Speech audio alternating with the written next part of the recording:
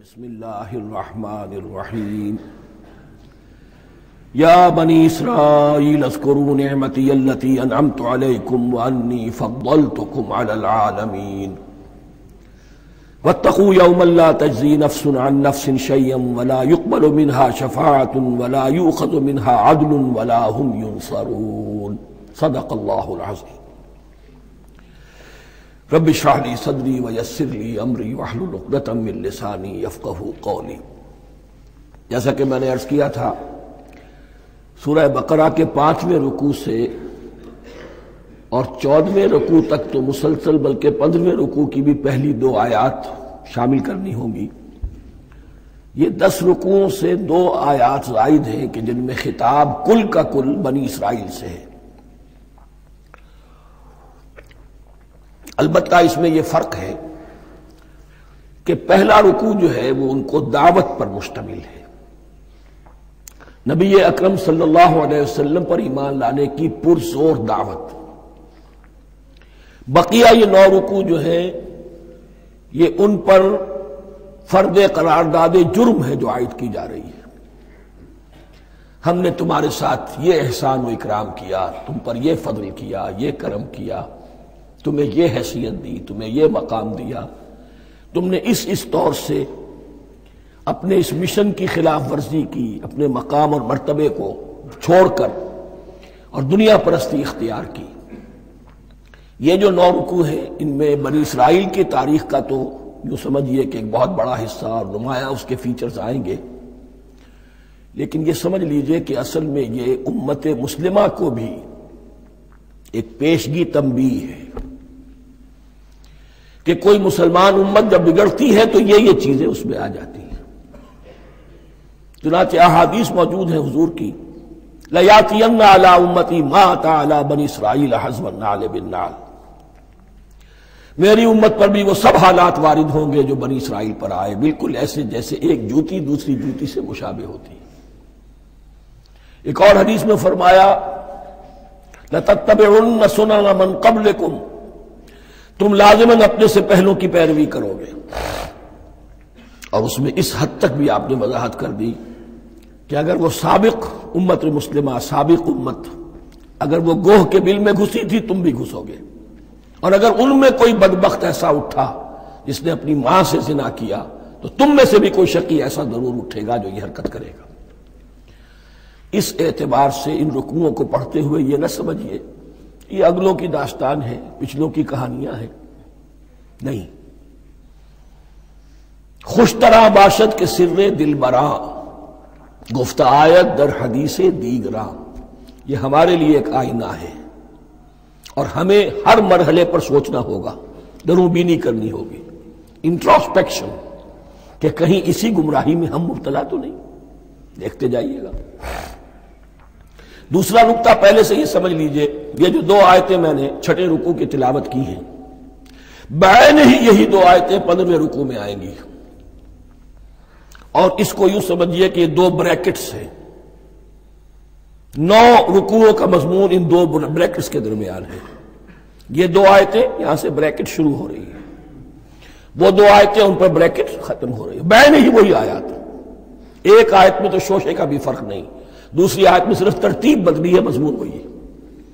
اس کے مابین جو کچھ ہے، اس سے باہر یہ جو 5واں رکوع تھا اس کے مضامین گویا کہ ضرب کھا رہے ہیں بریکٹ کے اندر کے سارے مضامین سے۔ یہ حساب کا بہت ہی عام فہم سا قاعدہ ہے، بریکٹ کے باہر کوئی رقم لکھی ہوئی ہے جس کے بعد کوئی زبر، کوئی جمع یا تفریق اگر نہیں ہے تو وہ ضرب کھائے گی، بریکٹ کے اندر جتنی بھی ویلیوز ہیں ان کے ساتھ ضرب کھائے گی۔ تو گویا کہ ہر قدم پر حضور پر دعوت، ایمان لانے کی دعوت اس پورے معاملے میں موجود ہے، اس لیے کہ اس میں بعض آیتیں ایسی آ گئی ہیں، ایک زیادہ نمایاں ایک کم نمایاں، جن سے کچھ لوگوں کو مغالطہ ہوا یا کچھ لوگوں نے فتنہ پیدا کیا جان بوجھ کر۔ یہ فتنہ ایک بار پیدا ہوا تھا اکبر کے زمانے میں، دین الہی کی شکل میں، کہ صرف خدا کو مان لینا، آخرت کو مان لینا اور نیک اعمال کرنا نجات کے لیے کافی ہے، کسی رسول پر ایمان لانا ضروری نہیں ہے۔ یہ صوفیہ میں بھی یہ فتنہ بہت بڑے پیمانے پر آیا. مسجد مندر ہکڑو نور، مسجد میں اور مندر میں ایک ہی نور ہے، سب مذاہب ایک ہی ہے. سارا فرق جو ہے شریعتوں کا ہے، عبادت کے ظاہری شکل کا ہے، وہ ہے رسولوں سے متعلق. رسولوں کو بیچ میں سے نکال دیجئے تو یہ دین الہی رہ جائے گا، اللہ کا دین. اتنا بڑا فتنہ تھا کہ جب ہندوستان میں سیاسی اعتبار سے، حکومت کے اعتبار سے مسلمانوں کا اقتدار چوٹی پر تھا، کلائمیکس پر، اکبر اعظم، اس وقت یہ دین الہی کا فتنہ اٹھا کہ دین محمدی کا دور ختم ہو گیا. وہ 1000 سال کے لیے تھا، 1000 سال پورے ہو گئے، اب الف ثانی ہے، دوسرا 1000 سال ہے، اس کے لیے نیا دین ہے. اسے دین اکبری بھی کہا گیا اور دین الہی بھی کہا گیا. اور اس میں ایک آیت آئے گی جس سے استدلال کیا ہے کچھ لوگوں. اس صدی میں پھر یہ فتنہ اٹھا تھا گاندھی کے فلسفے کے ذریعے سے، اور ایک بہت بڑا نابغہ انسان مسلمانوں میں سے، بہت بڑا نابغہ، جینیس، ابوالکلام آزاد، وہ بھی اس فتنے کا شکار ہو گیا.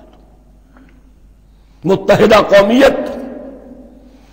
چنانچہ گاندھی اپنی پرارتھنا میں کچھ قرآن کی تلاوت بھی کراتا تھا، کچھ گیتا بھی پڑھواتا تھا، کچھ اپنشدوں سے، کچھ بائبل سے، کچھ گرو گرنتھ سے.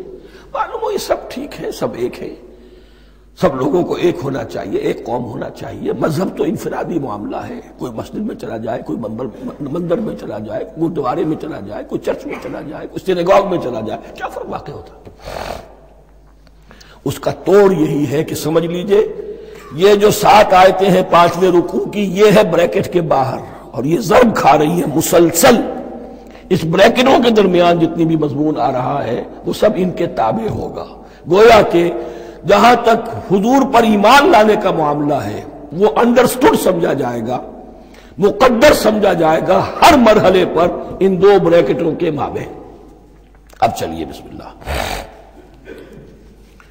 یا بنی اسرائیل اذکروا نعمتی التی انعمت علیکم وانی فضلتکم علی العالمین. اے اسرائیل کی اولاد، یاد کرو میرے اس انعام کو جو تم پر ہوا. اس کی وضاحت میں کر چکا ہوں، لیکن یہاں جو الفاظ آ رہے ہیں بہت زوردار. وانی فضلتکم علی العالمین.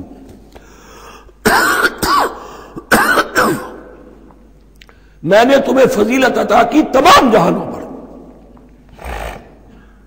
یہاں ایک قاعدہ نوٹ کر لیجئے، عربی نحو کا قاعدہ یہ ہے کہ کہیں ظرف جس میں کوئی شے ہے، ظرف کی جمع لے لیتے ہیں، مراد ہوتا ہے مظروف، ظرف کے اندر جو شے ہے اس کی جمع.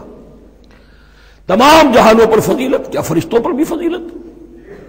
نہیں، جہان والوں پر، تمام اقوام عالم پر تمہیں فضیلت عطا کی، یہ مطلب ہے اس کا.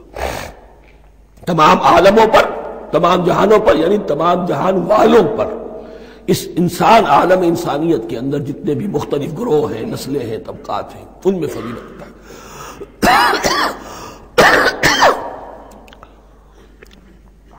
واتقوا یوما لا تجزی نفس عن نفس شیئا. میں عرض کر چکا ہوں، اب تیسری مرتبہ پھر عرض کر رہا ہوں، اصل شیخ آخرت، محاسبہ آخرت. یہ مستحضر ہوگا تو انسان سیدھا رہے گا. اس میں کمزوری آ جائے، ضعف آ جائے تو باقی ایمان باللہ، ایمان بالرسالت، یہ نہ معلوم کیا کیا شکلیں اختیار کر لیں. دیکھیے اس آیت کے اندر 4 اعتبارات سے محاسبہ آخرت کا زور ہے. واتقوا یوما، ڈرو اس دن سے، لا تجزی نفس عن نفس شیئا، جس دن کوئی جان کسی دوسرے کے کام نہ آ سکے گی. ولا يقبل منها شفاعہ، اور نہ کسی سے کوئی سفارش یا شفاعت قبول کی جائے گی. Categorical denial.